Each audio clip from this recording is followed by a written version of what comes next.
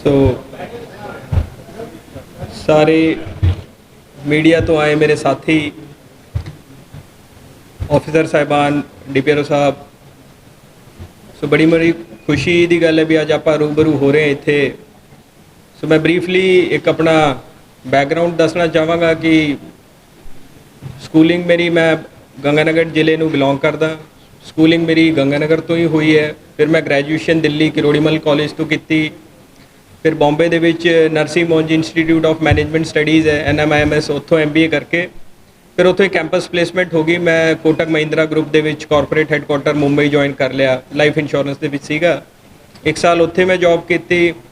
Side by side UPSC की तैयारी चल रही सी तो फिर मैं दिल्ली ट्रांसफ़र ले लिया तो हरियाणा एंड नॉर्थ दिल्ली देखता सीगा। 9 दे विच मेरी सिलेक्शन 9 बैच मिले revenue service income tax and फिर मैं इधर एडमिनिस्ट्रेटिव सर्विस दे विच आ गया। पोस्टिंग आफ्टर ट्रेनिंग मेरी उत्थे बतौर SDM समराला SDM पायल रही। फिर मैं additional commissioner municipal corporation Ludhiana रहा 2-1 साल। फिर 7-8 महीने उत्थे म्यूनसिपल कमिश्नर लुधियाना रहा। फिर उत्थों मेरी ट्रांसफ़र बतौर DC बठिंडा रही। फिर बठिंडा तो DC बरनाला फिर DC संगरूर एंड अज आप जी दे नाल इत्थे जलंधर दे विच अगे सेवा निभावांगे। So this is the broad background which I have. तो हुण आप जी दे विचार मैं सुनना चाहांगा क्योंकि कुछ ब्रॉड दे चैलेंजेस साडे कोल दसदे ने भी किस डिस्ट्रिक्ट दी हर डिस्ट्रिक्ट दी पेक्यूलरिटी है। दुआबा एरिया दे विच क्योंकि मोस्टली साडी सर्विस मालवा एरिया दे विच रही है। सो दुआबा दे कुछ यूनीक परस्पैक्टिव होंदे NRI दे इशूज़ ने होर भी हर एक एरिया दे विच इशूज़ ने।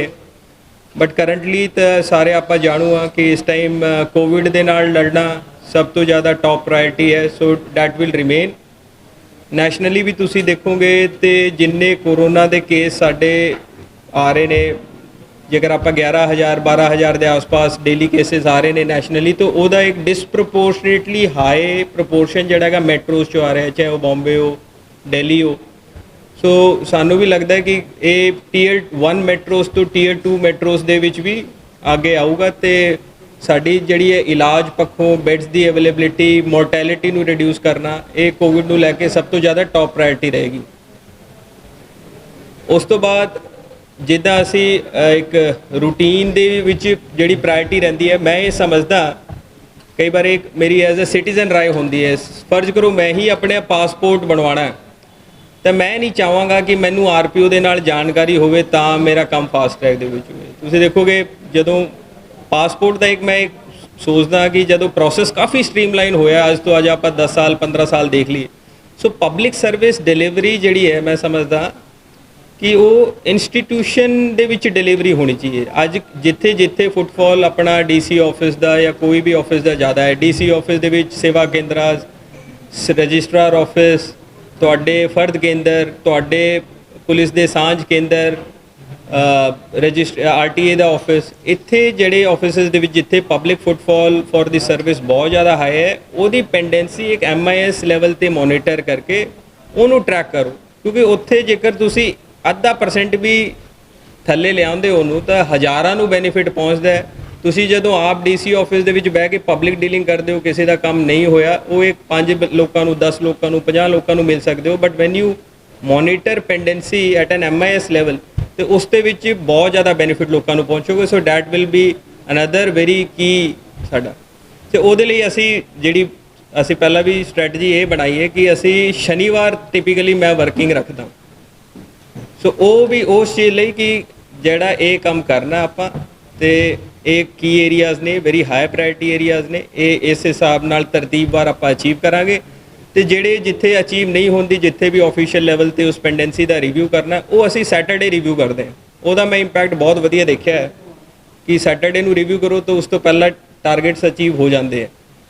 सो एक ये स्ट्रैटजी है। तो बाकी जिहड़ी जिले नूं लैके रेवन्यू साडा ब्रेड एंड बटर है। कोई भी असी बतौर डिप्टी कमिश्नर कई बार मैं साझा करदा कि अगर कोई बाहर तो यूरोप तो अमरीका तो कोई बंदा आया हो या कदे तुसी बाहर जाने का मौका हो रहा है कोई सानू पूछ लैंदा है भी तुसी करदे क्यों।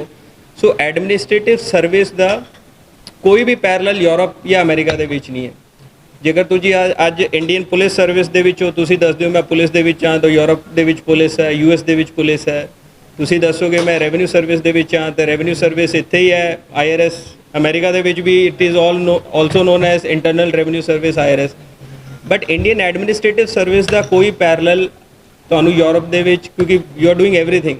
It's the closest office which will come close to the office of deputy commissioner abroad might be the office of mayor। ਸੋ ਉਹਨਾਂ ਨੂੰ ਲੱਗਦਾ ਕਿ ਤੁਸੀਂ ਪੋਲੀਟੀਕਲ ਬੰਦੇ ਹੋ, ਜਿਹੜੇ ਇੱਥੋਂ ਪੜ੍ਹਾਈ ਕਰਨ ਜਾਂਦੇ ਨੇ ਤੇ ਦੱਸਦੇ। ਸੋ ਇੱਕ ਮੈਂ ਸਮਝਦਾ ਉਹਦੇ ਵਿੱਚ ਸਭ ਤੋਂ ਇੰਪੋਰਟੈਂਟ ਜਿਹੜੇ ਸਾਡੇ ਮਲਟੀਪਲ ਫੰਕਸ਼ਨ ਦੇ ਵਿੱਚ ਹੈਗਾ ਰੈਵਨਿਊ, ਲੈਂਡ ਰੈਵਨਿਊ। ਸੋ ਤੁਹਾਡਾ ਪਟਵਾਰੀ ਦਾ ਸਿਸਟਮ ਹੈ, ਟਾਈਮਲੀ ਮੁਟੇਸ਼ਨਸ ਹੋਣ, ਟਾਈਮਲੀ ਜਮ੍ਹਾਂਬੰਦੀਆਂ ਕੰਸਾਈਨ ਹੋਣ, ਇੰਤਕਾਲ ਹੋਣ, ਪਾਰਟੀਸ਼ਨ ਹੋਣ, ਕੋਰਟ ਵਰਕ ਟਾਈਮਲੀ ਹੋਵੇ। So that would be another very high priority area. ਸੋ ਬਾਕੀ ਗਵਰਨਮੈਂਟ ਦੇ ਜਿਹੜੇ ਫਲੈਗਸ਼ਿਪ ਪ੍ਰੋਗਰਾਮ ਨੇ, ਭਾਵੇਂ ਉਹ ਘਰ ਘਰ ਰੋਜ਼ਗਾਰ ਹੋਵੇ, ਭਾਵੇਂ ਇਹ ਐਂਟੀ ਡਰੱਗ ਡਰਾਈਵ ਜਿਹੜੀ ਡਾਪੂ ਐਂਡ ਬੜੀ ਪ੍ਰੋਗਰਾਮ ਚੱਲ ਰਿਹਾ ਹੈ, ਡੈਟ ਰਿਲੀਫ ਫੰਕਸ਼ਨ ਹੈ। ਸੋ ਇਹ ਜਿਹੜੇ ਗਵਰਨਮੈਂਟ ਦੇ ਫਲੈਗਸ਼ਿਪ ਪ੍ਰੋਗਰਾਮ ਹੈ, and time to time focus ਤੁਹਾਨੂੰ ਦੱਸਿਆ ਜਾਂਦਾ ਹੈ। Excise is currently excise revenue 'ਤੇ ਫੋਕਸ ਚੱਲ ਰਿਹਾ ਹੈ।